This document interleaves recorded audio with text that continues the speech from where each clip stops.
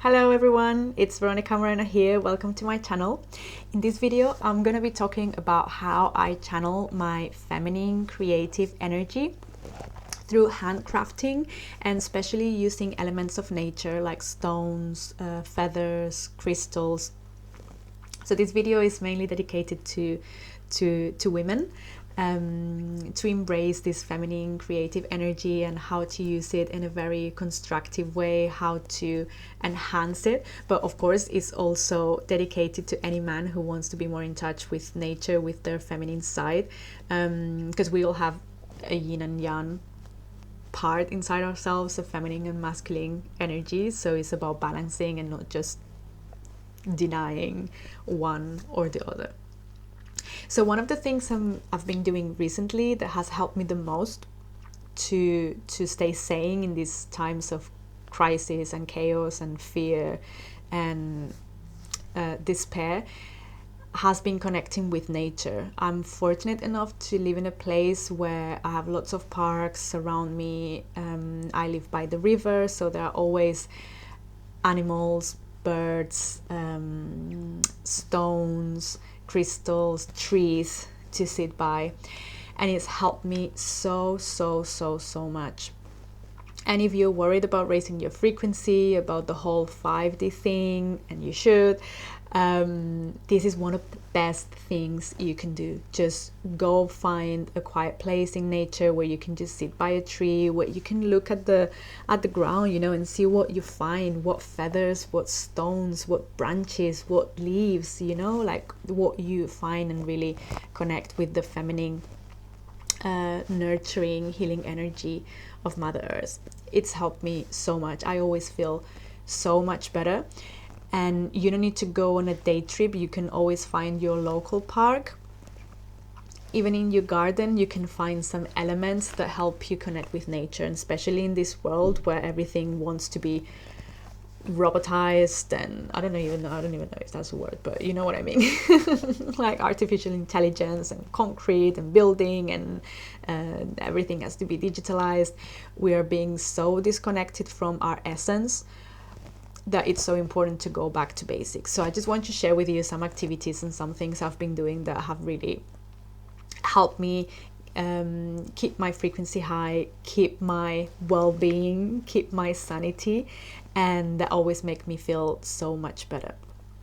And that also have helped me channel that feminine creative energy in a way that that then I see the results, and I can enhance it, and I can express it somehow. So one of the first things I'm going to show you is something I did with some feathers. These are feathers that I found in a park from Canadian geese. I don't know if you can see it properly. So this is something I made, and you might think, wow, how on earth? It's so easy. It's so easy. So basically I just found the feathers in the park and put them together. I also crocheted this handle thing. This is just a cotton string, like something you can buy for £1, and I just used some glue, and that's what I did. I just found some inspiration from some videos and some ideas. And the main thing is not about what you make and how it looks, it's about the process. So when you think about handcrafting, think about the process. When I collected all these feathers, I always wash them or sanitize them after I collect them, for obvious reasons, but I just used like some alcohol, some water with a bit of alcohol, some soap.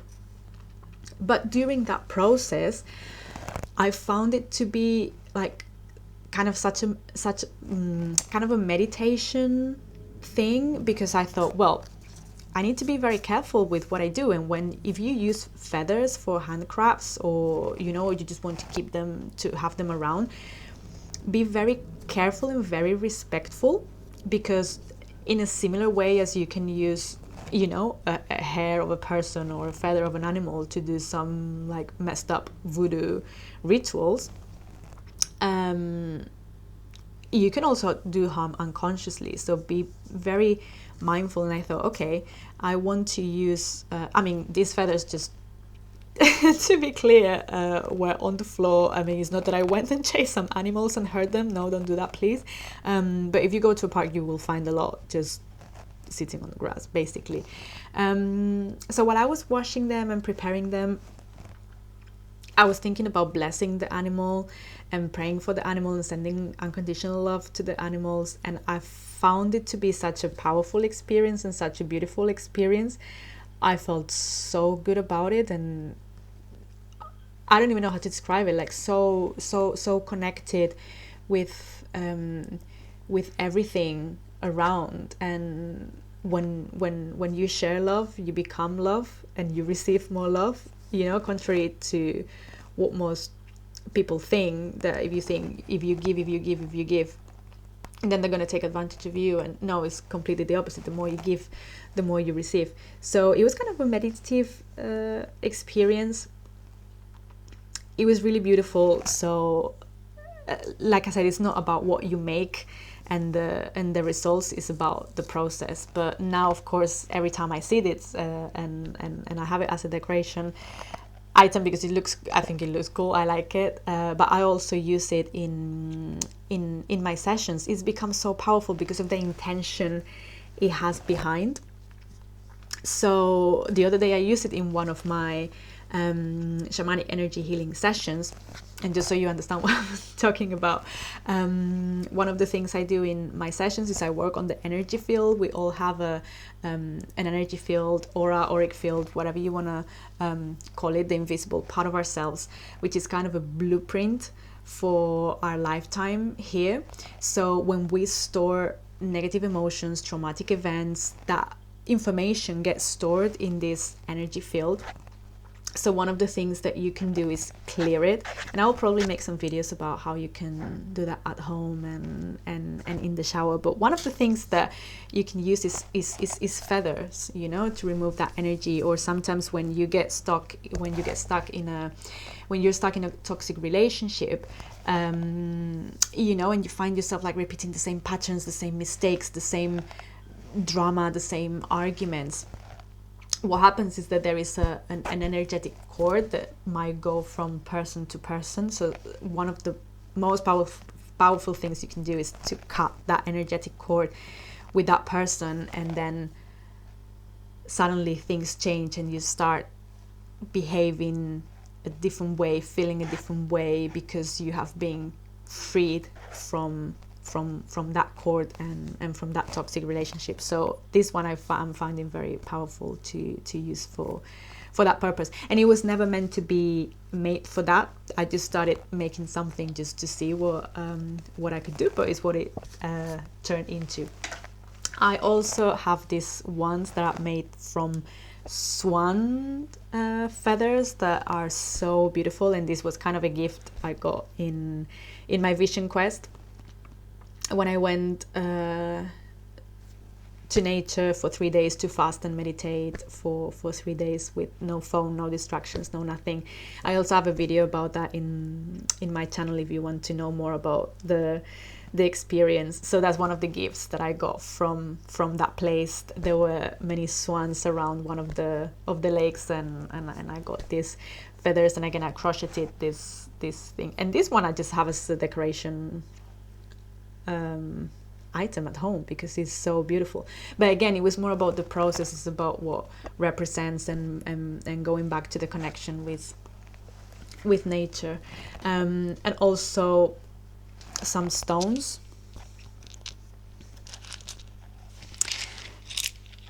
that I collect. Again, like when you see a stream or in a park, like you don't need to know what they are. Just if they speak to you, just get them. And there are so many things you can use them to meditate with them in your ceremonies.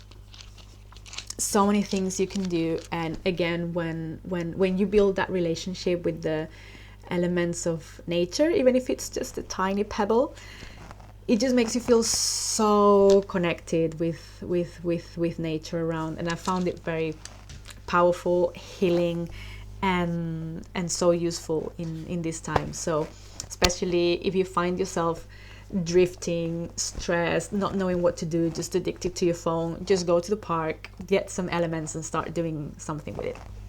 And I'm going to show you the crown jewels. This is one of the best things I've done. And this is an idea I got from Brooke Medicine Eagle. She's a shaman. She has a book which is called Buffalo Woman Comes Singing or something like that. I can't remember the title now. So the idea is to make a moon staff. And this is what mine looks like. And you might be thinking, what earth is that? So this started as well, the idea she suggested was to just get a branch of a tree and then start putting like different strings around it. So the idea is called moon staff because this is you're supposed to do it while you're in your moon time, while you're in your period, because you can have all these insights, all these emotions coming to the surface. So it's a way to express that and to connect with that feminine energy, with that creativity, going back to nature, going back to basics, right? But you can do it anytime. You don't need to do it only those few days. Actually, I started when I was on my period, but now every time I have like a burst of inspiration or creativity, I just add little items. So basically this is a branch. You can see here that this is a branch of a tree that fell off from a tree. I guess it broke. No, I think this one was cut by the gardeners because it was left in the compost. So I just like that one. But sometimes when you go to the park, when there is a storm, normally there are lots of branches that fall down, so you can get one of those. And it's a long one, so it took a while to attach. This is just a cotton string that I kept putting around and around and around and around, and it took a while to do this because cotton string is very thin and it's a very long one. So it took a while to do it, and I chose a red color for obvious reasons, representing the blood, the earth, that feminine, maternal energy. And again, it was like a meditation. It was so inspiring. With every turn, I was remembering like different periods I've had when I've had, I don't know, very beautiful and enlightening ones, terribly painful ones.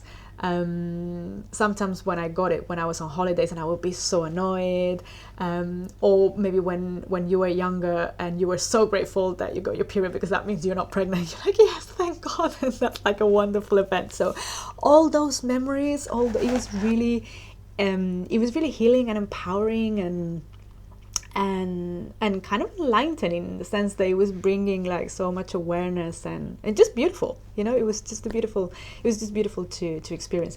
And then, well, I decided to add different crystals, feathers from the parks, again, swan, parakeets. I think this is one from a mandarin duck that is just so cute. And it became kind of I don't know, what does it look like to you?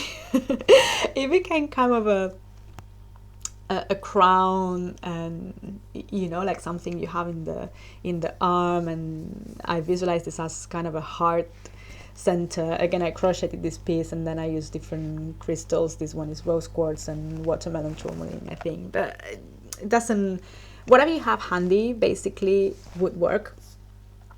And you may be thinking, what do you do with it? Nothing really. I mean, it's not about what I do with it. Like I said, it's about the process. I just have it in my room, as a decoration piece. I just like to see it. I just like to connect with it. The memories it brings, the energies, it helps me connect with. It's so powerful, and I'm finding that this is helping me so much. That is such a great way to just connect, to just go back to basics, to just go back to our essence, to nature, to our feminine energy, to our creative energy. And it's a way to channel it in a way that it helps us, because the process is beautiful, is healing, and we create beautiful things. So it's just some ideas that you can use at home, especially if you're bored, if you find yourself drifting, worrying. stop it, go to the park, get a few things, and channel all that beautiful essence, that beautiful feminine energy that you have. I would love to see what you do with this, like what ideas, if you do any other activities to help you express your femininity, your creative energy, that help you connect with nature. I would love to find out more about what you do. Share your pictures, share your ideas, and I hope that helped and I gave you some just some ideas for you to go back to that essence and to connect with your femininity. Bye for now, take care and see you soon. Lots of love.